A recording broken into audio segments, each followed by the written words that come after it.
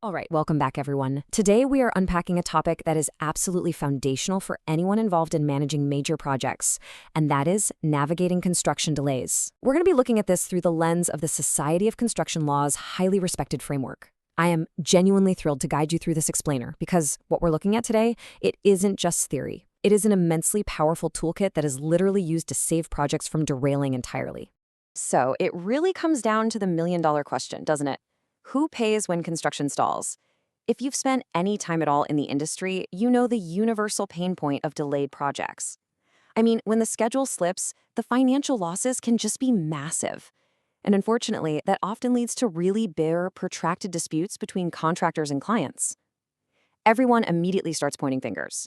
But it actually doesn't have to be this way. That is exactly why the SCL delay and disruption protocol exists in the first place. It was basically designed to act as the industry's ultimate problem-solving framework, to answer this exact question, completely objectively. Here is our roadmap for today. 1. The SCL protocol explained. 2. Strengths of the protocol. 3. Real-world challenges. 4. Establishing valid entitlement. 5. Evaluating financial damages. And 6. Building fairer project outcomes. Let's get started. Okay, let's dive into this. Section 1, the SCL protocol explained, covering the foundation and mechanics. We really need to lay a solid foundation so we understand exactly what's at play here.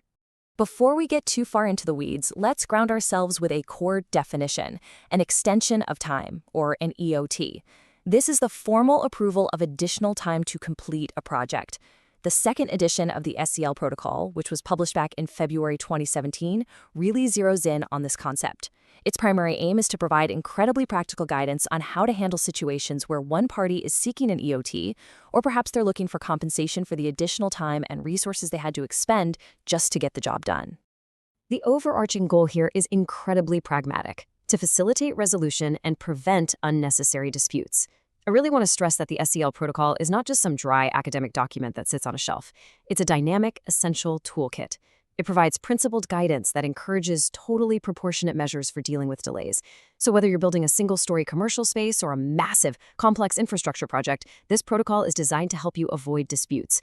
And, well, if disputes are completely unavoidable, it aims to minimize your associated costs as much as possible. And this brilliantly illustrates our next point. Section 2. Strength of the protocol and why it is so effective.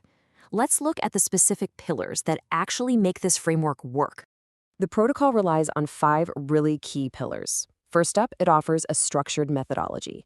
It gives project participants a totally systematic way to assess the causes and effects of delays, which makes determining causation so much easier. Second, clear guidelines. By giving all parties a very clear rulebook to follow, you get consistency, which immediately reduces the potential for arguments over who is responsible. Third, transparency. The protocol demands comprehensive, objective evidence, so no hiding the ball here. Fourth, it encourages collaboration. It actually sets a stage where parties can sit down, discuss, and negotiate mutually acceptable solutions. And finally, fair allocation.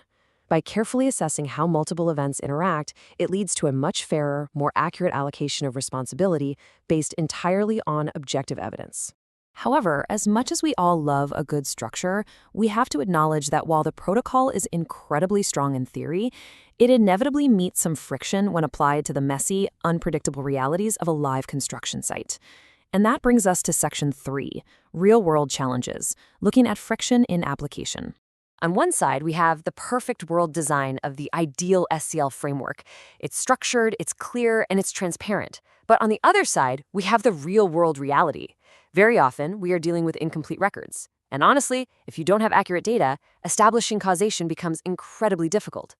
Then there is subjectivity. Even with a highly structured methodology, different parties will inevitably interpret the same events differently. And lastly, it is highly resource-intensive. Conducting a truly thorough delay analysis costs serious time and money, making it really tough for smaller projects with limited resources to implement the protocol effectively. And then there's the incredibly complex beast of concurrent delays. This is when multiple delays happen at the exact same time. Figuring out the exact contribution of each isolated event to the overall project delay is honestly like untangling a massive knot. It requires highly sophisticated delay analysis techniques, and quite frankly, it's one of the most common areas where parties will find themselves in major disagreements. So, how do we actually cut through all that complexity? Let's shift from theory over to practice in Section 4, establishing valid entitlement, which is all about making a valid claim. To make a valid claim, the protocol requires you to follow a very strict procedural logic. Step 1. Examine contractual rights. Your claim has to be based firmly on the terms and conditions stipulated in your specific contract. Step 2. Prove cause and effect. You absolutely need a direct, unbreakable link showing that the delay caused the impact. This stops those speculative, unjustified claims right in their tracks. And step 3, show prevention and mitigation. Now, this is a crucial point. A valid claim requires proof that you actually took reasonable, proactive steps to mitigate the damage. You can't just sit back, let the delay worsen, and expect a big payout.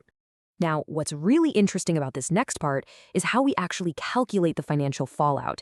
Section 5, evaluating financial damages, or quantifying losses.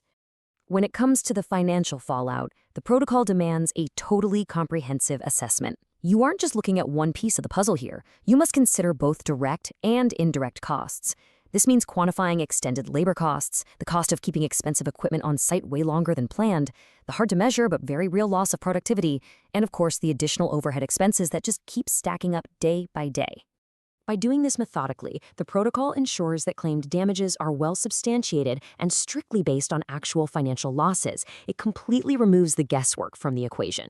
This methodical evaluation is fantastic for project participants because it directly supports much better risk management. Because, when you can accurately quantify the financial impact, you can make highly informed, totally rational decisions about risk allocation and exactly how to move forward. As we start to bring this explainer to a close, let's step back and look at Section 6, building fairer project outcomes, taking in the big picture. Ultimately, this entire protocol is about building fairer, more equitable project outcomes across the entire construction industry. This quote right here from the source material just perfectly summarizes everything we've covered today. The overarching goal of the protocol is to facilitate the resolution of these issues and, importantly, to prevent unnecessary disputes. The true value of the SCL protocol isn't just in helping someone win a claim. It's about fostering real transparency and a collaborative approach to project execution. It's about ensuring parties receive compensation that is aligned with their actual contractual obligations, preventing those endless, draining legal battles that just hurt the industry as a whole. I want to leave you with this final, kind of provocative thought to chew on. Is your team's documentation robust enough to survive an SCL protocol stress test on your next delayed project? Knowing that incomplete records are one of the absolute biggest hurdles out there, I challenge you to reflect on your own readiness right now.